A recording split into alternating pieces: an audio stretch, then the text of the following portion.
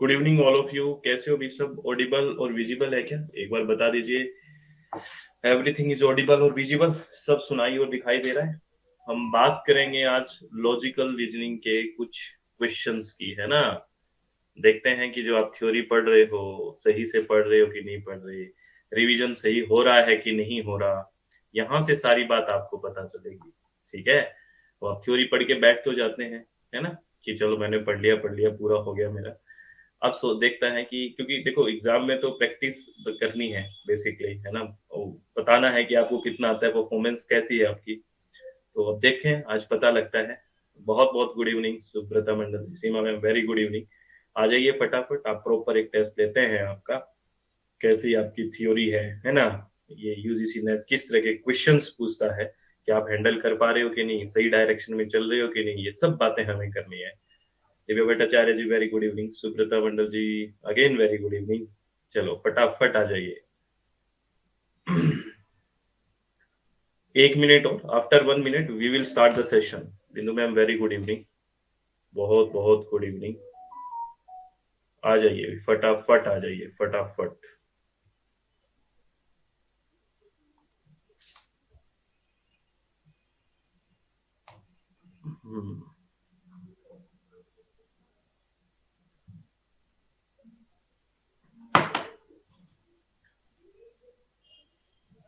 Very good evening ऋषि। चलो आओ भी फटाफट फटाफट आ जाओ। थोड़ा सा और वेट कर लेता हूँ, सभी स्टूडेंट्स आ जाते हैं उसके बाद मैं स्टार्ट करता हूँ। पूजा मैम वेरी गुड इवनिंग।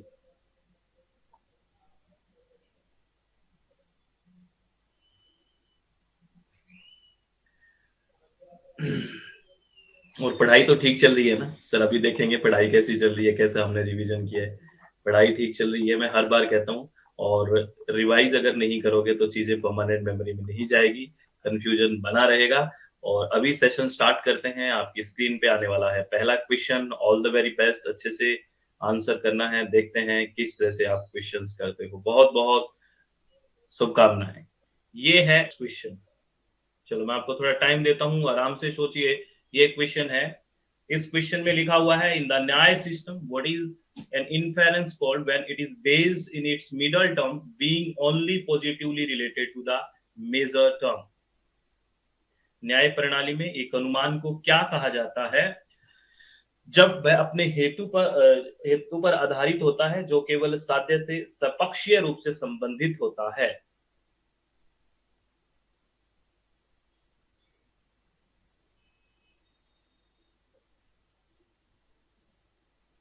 चलो लास्ट 10 सेकेंड्स हो रहे, याद कर लीजिए।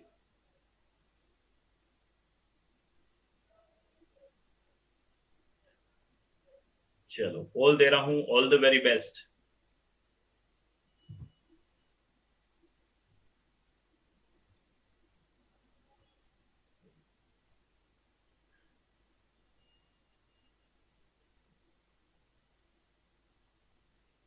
वेरी गुड, काफी अच्छे स्टूडेंट्स ने राइट आंसर किया है, गुड। इसका राइट आंसर क्या होगा? केवल नावी।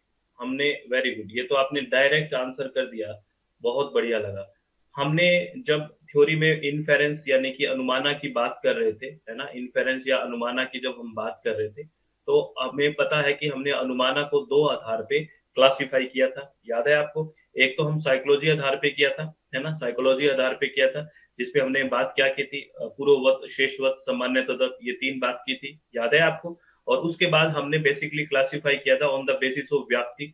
व्याप्ति के आधार पे हमने बात की थी कैवल्य नावी, है ना, कैवल्य नावी व्यतिरिकी, अन्वय व्यतिरिकी, ये बात की थी। और इसमें हमने जब व्याप्ति के आधार पे हमने क्लासिफिकेशन किया था, तो हमने पहले व्याप्ति को अच्छे से पढ़ा था।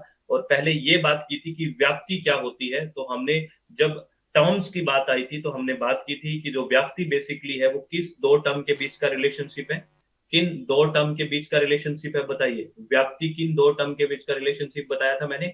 याद करिए, मिडल टर्म और मेजर टर्म बताया था ना, मिडल एंड मेजर टर्म के बीच का रिलेशनशिप है, ठीक है ना। और उसी के आधार पे हमने बेसिकली क्लासिफाई किया था अनुमाना को। और ये उसमें हमने ये कहा था, अगर मिडल टर्म बेसिकली है वो मेजर टर्म से अगर पॉजिटिवली रिलेटेड है तो केवल भी होगा, ठीक है। और नेगेटिव ही है तो आगे फिर, और पॉजिटिव नेगेटिव है, ऐसे 3 क्लासिफिकेशन या 3 टाइप हमने बेसिकली पढ़े थे। तो ये अच्छा है, ये आपको याद था, बहुत बढ़िया। नेक्स्ट क्वेश्चन के लिए रेडी हो जाइए, ऑल द वेरी बेस्ट। ये है नेक्स्ट क्वेश्चन, अच्छे से समझिए, सुनिए क्या है। If the statement all aeroplanes are polluting vehicles is given as true, then which of the following statement can be immediately inferred to be true? यदि इस कथन सभी विमान प्रदूषक वाहन है को सत्य के रूप में दिया गया है, तो निम्नलिखित में से किस कथन के तात्कालिक रूप से सत्य होने का अनुमान किया जा सकता है?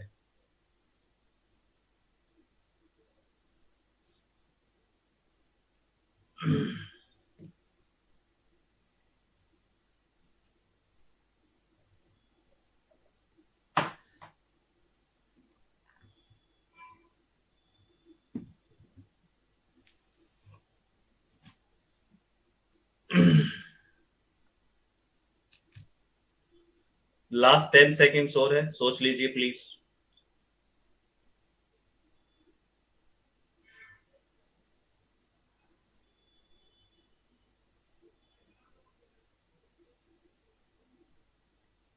चलो, ऑल द वेरी बेस्ट। मैं आपको पोल दे रहा हूं। चलो,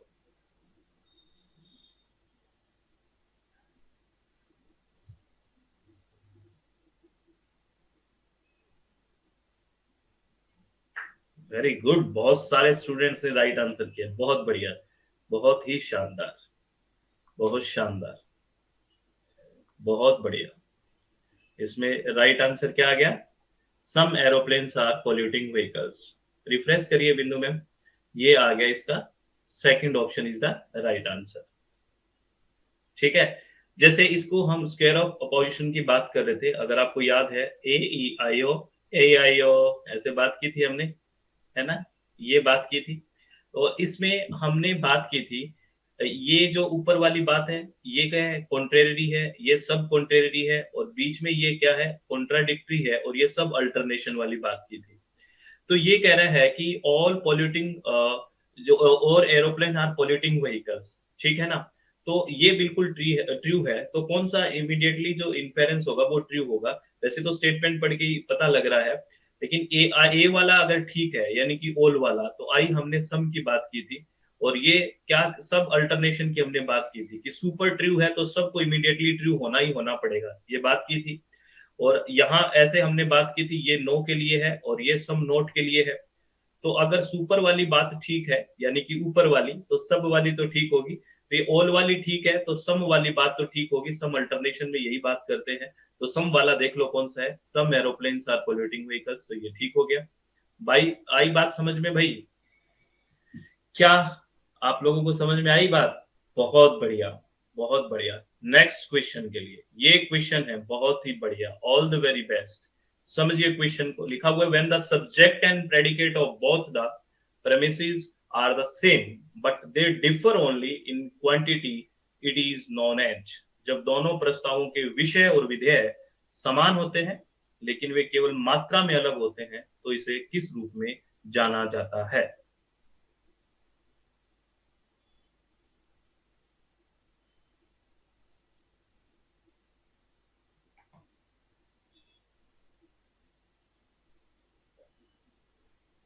लास्ट 10 सेकेंड्स।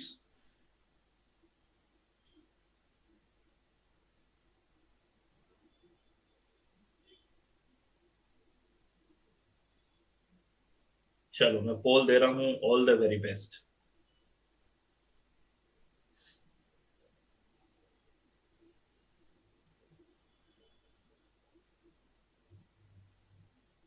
जिसने ये क्वेश्चन ठीक किया है, वास्तव में उसने समझ के ये चीजें करी है, वास्तव में वो बहुत समझ रहा है चीजों को, वेरी गुड।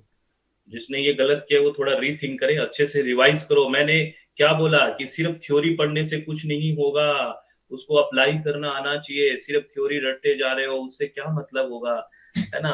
इसीलिए हम थ्योरी में जब बात करते हैं कि गहन चिंतन करिए, पढ़िए अच्छे से एक एक पॉइंट पे, वो बात क्यों करते हैं हम? इसीलिए कि अप्लाई करना जाने। लेकिन आप कर पा रहे हो, बड़ी अच्छी बात है, ठीक है। तो ये क्या कह रहा है कि इसको पढ़िए कि subject and predicate of both the premises are the same. इसमें सब्जेक्ट और प्रेडिकेट है वो बेसिकली दोनों सेम है, लेकिन सिर्फ डिफरेंस होता है वो क्वांटिटी में होता है, मात्रा में। तो आप बताइए ऐसा कौन सा है। जैसे अब इसको थोड़ा सा घुमाया गया है क्वेश्चन को, समझिए। जैसे ए ई आई ओ वाली बात कर रहे थे हम, ठीक है, ए ई आई ओ, ठीक है, ए ई आई ओ वाली बात कर रहे थे, है ना। हाँ, अभी समझने की कोशिश करते हैं, समझिए साथ में क्या क्वेश्चन है। ए किसके लिए था, ऑल के लिए था, तो हमने एक एग्जांपल ले लेते हैं, ऑल मैन आर मोर्टल, इसका ये बनेगा, ऑल मैन आर मोर्टल, इसका ये बनेगा, ठीक है, बन गया। यानी कि हिंदी में बोले हैं सारे व्यक्ति नश्वर है, सारे व्यक्ति नश्वर है, ये बन गया, चलो ठीक है। यहाँ ई वाला क्या है, नो है, आपको पता है, तो इसका एक हम स्टेटमेंट ले लेते हैं, no man are mortal, no man are mortal, कोई भी व्यक्ति नश्वर नहीं है। और यहां आई ले लेते हैं, some man are mortal, some man are mortal, कुछ व्यक्ति नश्वर है। और यहाँ पे है some man are not mortal, O है ना, तो some man are not mortal, कुछ व्यक्ति नश्वर है नहीं है, ठीक है, ये हो गया। और यहाँ पे हमें पता है अगर बीच में कॉन्ट्राडिक्टरी की बात होती है, ये कॉन्ट्राडिक्टरी की लाइन है ये वाली, ठीक है, और ये कॉन्ट्रेरी की है, ठीक है, और ये सब कॉन्ट्रेरी की है, और ये जो वाली बात है ये बेसिकली सब अल्टरनेशन की है। आपको याद है सब अल्टरनेशन की, ये सब अल्टरनेशन वाली लाइन है, ये वाली, ठीक है, ये वाली। तो अब इसमें ये पूछा है कि सब्जेक्ट और प्रेडिकेट है ना, both the premises are the same, यानी कि जब दो प्रस्तावों के विषय और विधेय समान होते हैं, यानी कि ये दो है। इसमें आप देखिए यहाँ पे मैन है वो मोर्टल है, ठीक है, और नीचे वाले में भी देखिए मैन मोर्टल है। एक बार इसको समझिए, यहाँ पे सब्जेक्ट और प्रेडिकेट सेम है, लेकिन यहाँ पे सिर्फ किसका फर्क है सब अल्टरनेशन में, यहाँ पे सारे हैं और यहाँ पे सम है, देखिए, तो सिर्फ फर्क किसका है, क्वांटिटी का है कि नहीं। यहाँ पे देखिए कोई भी व्यक्ति नश्वर नहीं है और कुछ व्यक्ति नश्वर नहीं है। देखो यहाँ पे अगर बात करें तो सब्जेक्ट और प्रेडिकेट की एक विशेषता है कि कुछ आदमी, कोई भी आदमी नश्वर नहीं है, कुछ आदमी नश्वर नहीं है, तो क्वांटिटी का फर्क है, यहाँ पे कोई भी नहीं, यहाँ पे सम, तो सिर्फ क्वांटिटी का किसमें फर्क है, बताओ, सिर्फ क्वांटिटी का किसमें क्या फर्क है। अभ्यास बैच ओपन हो गया है जिसमें पेपर 1 के 500 से ज्यादा प्रीवियस ईयर क्वेश्चंस हैं जिनको अच्छे से समझाया गया है। हर क्वेश्चन को 10 की 10 यूनिट के पीवाईक्यूज हैं, ओनली 499 में है। अगर आप विलिंग है तो आप ज्वाइन कर सकते हैं अभ्यास बैच को, ठीक है। इसमें ओनली पीवाईक्यूज यानी कि अभ्यास है और एक क्रैश कोर्स ये आपको दिखेगा जो 999 का है। बेसिकली इसमें आपको 10 की 10 यूनिट की थ्योरी भी है, ठीक है, प्लस पीवाईक्यूज भी हैं जो अभ्यास बैच वाले हैं, प्लस 10 की 10 यूनिट की थ्योरी भी है। ये 999 में है। कहां पे आप ज्वाइन कर सकते हैं, अपनी वेबसाइट है www.swmg.in, ये अपनी वेबसाइट का लिंक आपको डिस्क्रिप्शन बॉक्स में भी मिल जाएगा, या आप www.swmg.in नाम से वेबसाइट है, या फिर अपनी मोबाइल एप्लीकेशन है प्ले स्टोर में जाके आप इंस्टॉल कर सकते हैं, दैट इज SWMG, किस नाम से, success with Mukesh Goyal, SWMG के नाम से।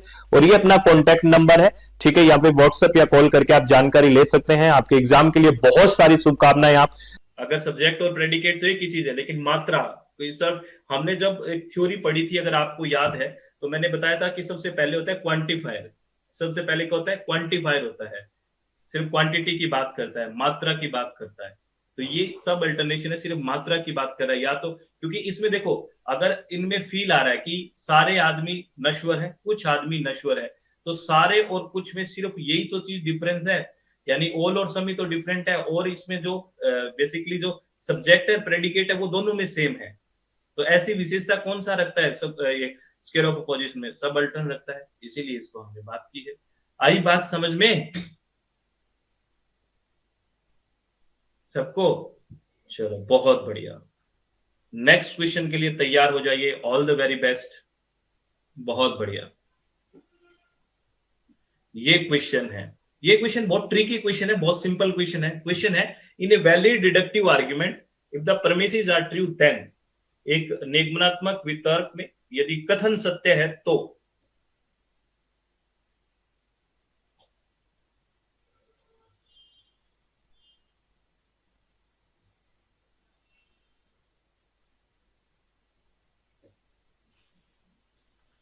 चलो मैं पोल दे रहा हूं, आपने ऑप्शंस पढ़ लिए होंगे। All the very best.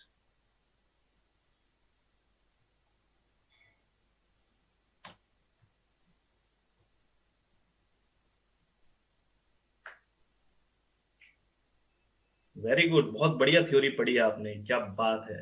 मान गए, आपका क्लास में कंसंट्रेशन तो था आप लोगों का, लेकिन कुछ बच्चों का नहीं था, है ना। चलो, लेकिन मैक्सिमम बच्चों का था, इसमें भी मुझे खुशी है। बेसिकली क्या है, वैलिड डिडक्टिव आर्गुमेंट क्या कहा था हमने, वैलिड कौन सा हुआ, अगर वो प्रेमिसेस को अगर ट्रू है तो आपको पता है उसका जो कंक्लूजन है वो 100% ट्रू होगा, मस्ट होगा। तो देख लेते हैं, कंक्लूजन मस्ट बी ट्रू, सीधा का सीधी बात है, कोई हेर फेर की बात करनी ही नहीं है ना, होगा ही होगा, क्योंकि वही वैलिड डिडक्टिव आर्गुमेंट हमने बात की है कि अगर उसका प्रेमिसेस ट्रू है, क्योंकि डिडक्टिव आर्गुमेंट ऑल से शुरू होता है, डिडक्टिव का याद है डीजीपी, जनरल से particular, all man are mortal, Mukesh is a man, Mukesh is mortal, ये वाली बात होगी। तो अगर ये कह रहा है इसके जो परमिसेस ट्रू है, तो 100% कंक्लूजन तो सच होगा ही होगा, सत्य होगा ही होगा, मस्ट आएगा ही आएगा। तो इसीलिए इसका राइट आंसर थर्ड हो गया। क्या नेक्स्ट क्वेश्चन के लिए रेडी हैं आप? All the very best. आते हैं नेक्स्ट क्वेश्चन पे। ये क्वेश्चन है, थोड़ा सा आपको दिख रहा होगा ये क्वेश्चन, बिल्कुल आराम से दिख रहा है स्क्रीन पे, कोई ऐसी तो बात नहीं है, मैं समझ के मैं बोल के दे देता हूँ, थोड़ा सा समझ लेना, बहुत शांति से सुन लेना। When I left my coffee, sorry, when I left my office few minutes ago, there was no coffee on my table. Now when I return, there is a cup of coffee lying on my table. Therefore, I can conclude that somebody must have brought a cup of coffee for me during my absence at the office. Which of the following instruments of following is used in the above example? कह रहा है कि मैं जब कुछ minute पहले कार्यालय से गया था, तब मेरी मेज पर कोई कॉफी नहीं थी, लेकिन जब मैं लौटा हूं तो मेरी मेज पर एक कप कॉफी पड़ी हुई है। इसलिए मैं निष्कर्ष निकाल सकता हूं कि कोई व्यक्ति कार्यालय में मेरी अनुपस्थिति के दौरान मेरे लिए एक कॉफी लाया होगा। उपयुक्त उदाहरण में निम्नलिखित में से ज्ञान के किस साधन का उपयोग किया गया है?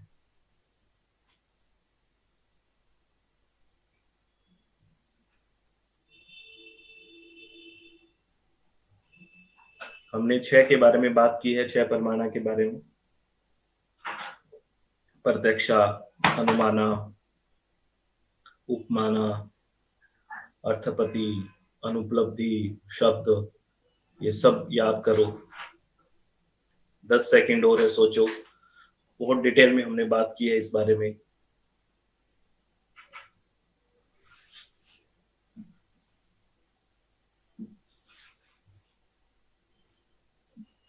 चलो मैं पोल दे रहा हूं, ऑल द वेरी बेस्ट।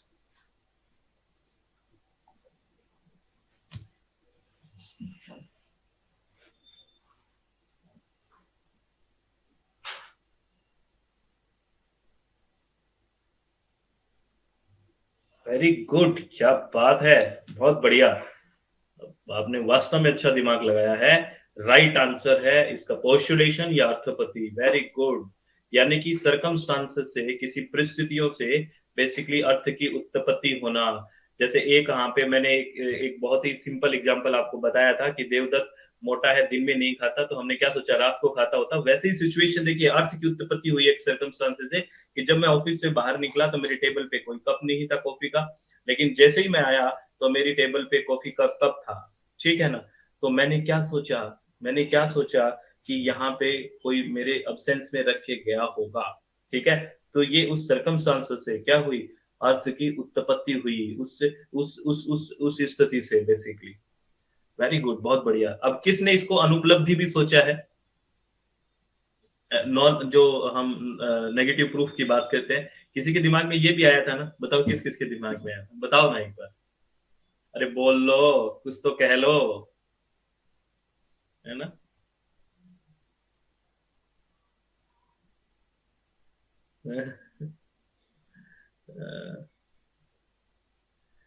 अनुपलब्धि, हाँ मेरे को पता था कुछ में आया था, है ना। अनुपलब्धि बेसिकली क्यों, मैं बताता हूँ। अनुपलब्धि था कि नेगेटिव प्रूफ, जैसे मैंने एक एग्जांपल दिया था कि जैसे मान लो, मैंने कहा था कि पुरानी मूवीज में दिखाते हैं कि भी मैं तो यहाँ था ही नहीं, देखो, है ना, यहाँ पे मैं तो इस शहर से बाहर था इस दिन, तो मैं ये क्राइम कैसे कर सकता हूँ, यानी कि उसकी अनुपलब्धि उसका प्रूफ बन गया। उस तरह की वो खुद अनुपलब्ध था, कोई सर्कमस्टांसेस थोड़ी हुआ, वो उसका एक प्रूफ बन गया, वो था अनुपलब्धि, कोई अर्थ की उत्पत्ति थोड़ी हो रही उससे। नहीं समझे? समझे मैम? ठीक है। लेकिन बहुत बच्चों ने अच्छे से आंसर किया, इट मींस नाइस, बहुत बढ़िया। आप अच्छे से थ्योरी को साथ साथ पढ़ रहे हैं, बहुत अच्छा लगा मेरे को, आज खुश कर दिया। आपने देखा होगा कि आज मैं थोड़ा आपकी परफॉर्मेंस से खुश हूँ, बड़ा अच्छा, एक मतलब शांति सी मिलती है कि मैंने मेरे हिसाब से बड़े अच्छे क्वेश्चंस जो पीवाईक्यूज आपके बहुत स्टैंडर्ड के पीवाईक्यूज इंक्लूड करने की कोशिश करता हूँ मैं, लेकिन अच्छा लगा। हम्म। हम्म। कोई बात नहीं श्वेता मैम, अब अच्छे से कर लीजिए, फिर बाद में भी अच्छे से इसको देख के करना। क्वेश्चन है, major premise, no square are rectangle, minor premise, all rectangles are circles, conclusion, some circles are not square, what is mood of above proposition, mood and figure वाला टॉपिक याद करो, निम्नलिखित तर्क पर विचार करें, प्रमुख परिसर कोई वर्ग आयत नहीं है, लघु परिसर यानी कि माइनर सभी आयत वृत्त हैं, निष्कर्ष कुछ वृत्त वर्ग नहीं है, उपरोक्त जो प्रतिज्ञप्ति का क्रम क्या है, यानी कि मूड एंड फिगर वाले में मूड क्या बनेगा, याद करो ए या यो।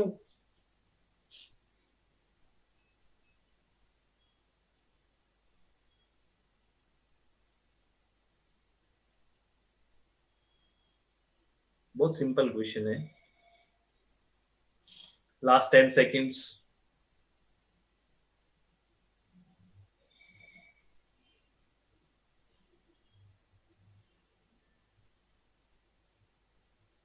चलो मैं पोल दे रहा हूं, all the very best.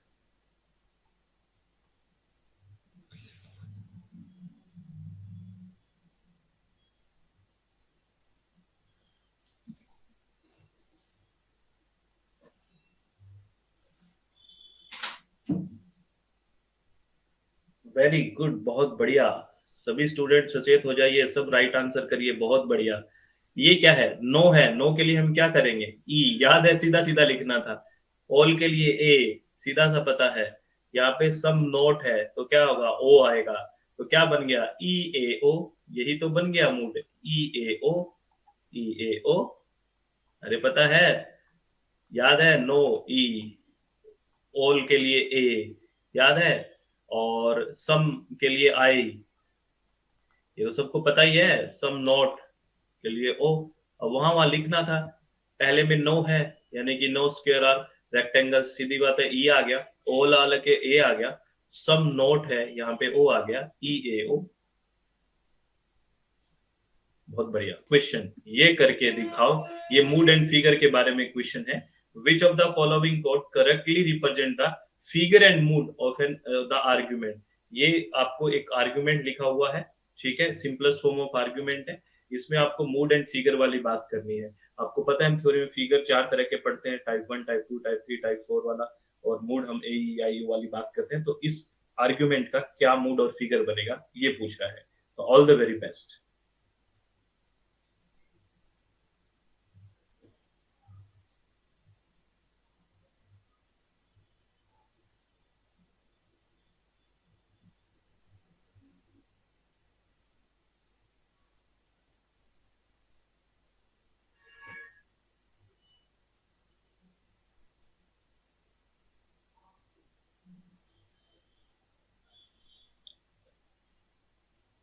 Last 20 second और।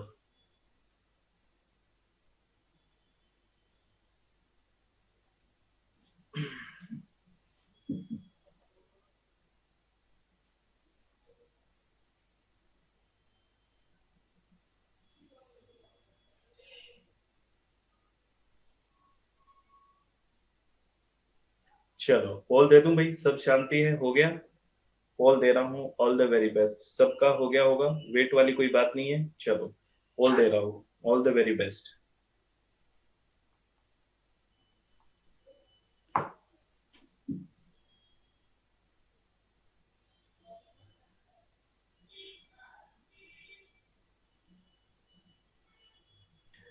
कुछ बच्चों ने गलत किया, कैसे किया ये गलत मुझे समझ नहीं आया। बहुत सिंपल क्वेश्चन था ये, बहुत सिंपल क्वेश्चन था। इसका राइट आंसर कौन सा हो गया?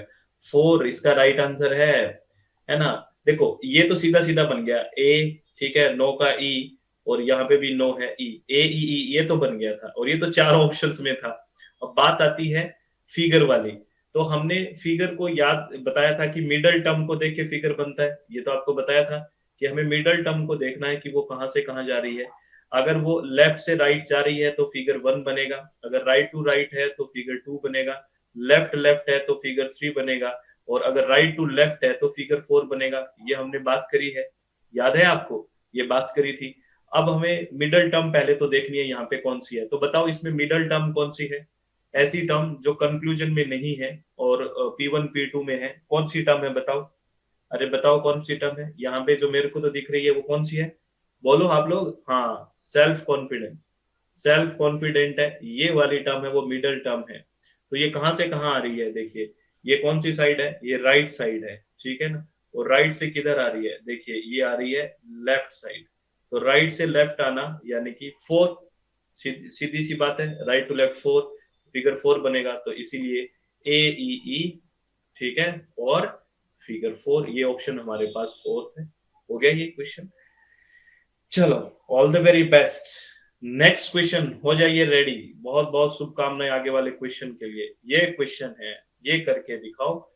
ये बेसिकली हमने फालेसी से इंक्लूड किया है। कह रहा है कि which informal fallacy is committed in the following argument? Effort have been going on the centuries to provide conclusion evidence for the claim of astrology, but have not met any access. Therefore, we must conclude that astrology is nothing but nonsense. निम्नलिखित युक्ति में कौन सा कारिक तर्क दोष है? शताब्दियों से ज्योतिष के दावों का निर्णायक साक्ष्य प्रदान करने के प्रयास किए जा रहे हैं, लेकिन इसमें कोई सफलता नहीं मिली। इसलिए हमें निष्कर्ष निकालना चाहिए कि ज्योतिष असंगत विद्या के अलावा कुछ भी नहीं है, ऐसा कर देना चाहिए।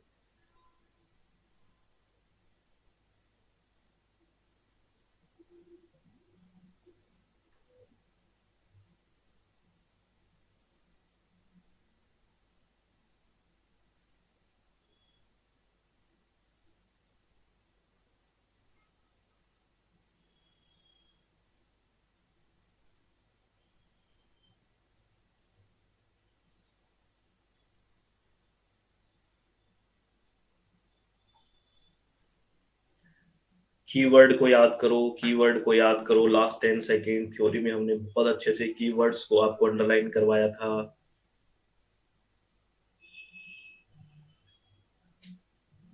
चलो मैं पोल दे रहा हूं, ऑल द वेरी बेस्ट, अगर आपको याद आ गया हो तो।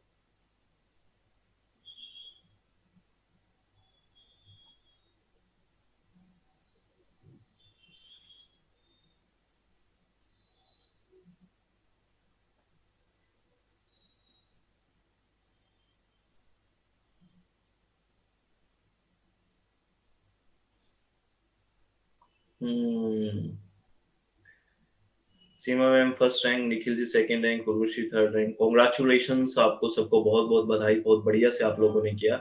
इसका इग्नोरेंटियम, जहां पे हमने एविडेंस की बात की थी, आपको याद है, कई एग्जांपल देके एविडेंस की बात की थी कि वो एविडेंस के आधार पे कि ये नहीं है तो ऐसा हो जाएगा, ये ऐसा नहीं है तो कौन सा था ये, है ना?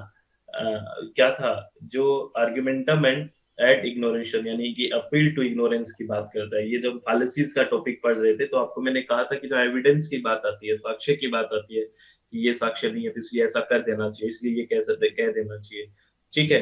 तो ये है, तो इसमें क्या आएगा? Appeal to ignorance. तो राइट ऑप्शन कौन सा हो गया? लास्ट हो गया, ठीक है? तो ऑल द वेरी बेस्ट, बहुत अच्छा लगा, आपने बहुत अच्छे से क्वेश्चंस को किया, अच्छे क्वेश्चंस थे क्या? आपको अच्छा लगा? चित्त शांत रखिए, अच्छे से पढ़ाई करिए, किसी की चीज की टेंशन ना लीजिए। क्या आपको अच्छा लगा? क्या बताइए, अच्छा लगा? बताइए भाई, सबको अच्छा लगा? चलो बहुत बढ़िया। चलो मैं आपको एक वो बता दूं कि हमने ना एक अभ्यास बैच ओपन किया है अभी, आज अभ्यास बैच के नाम से एक बैच ओपन किया है। अगर आप स्टूडेंट को लगता है कि वो हमें ज्यादा क्वेश्चंस की प्रैक्टिस चाहिए तो उसमें 500 प्लस PYQs हैं फ्रेंड्स। अगर आप विलिंग है तो उसको आप ले सकते हैं लास्ट टाइम रिवीजन के लिए। उस अभ्यास बैच में 500 से ज्यादा पीवाईक्यूज हैं, टोटल 10 यूनिट्स के हैं, 10 की 10 यूनिट्स के। अपनी इसी वेबसाइट पे जाके www.swmg.in पे जाके आप अभ्यास बैच अगर चाहे तो वो ज्वाइन कर सकते हैं। वो 500 कुछ का है।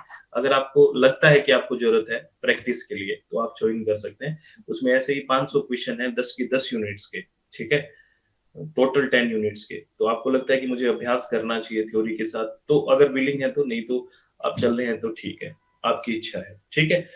तो ऑल द वेरी बेस्ट आप लोगों को, बहुत बहुत सारी शुभकामनाएं। आप लोग खुश रहिए, इसी तरह से पढ़ाई करते रहिए। बहुत बहुत धन्यवाद, thank you, thanks a lot friends, बहुत बहुत धन्यवाद सभी को।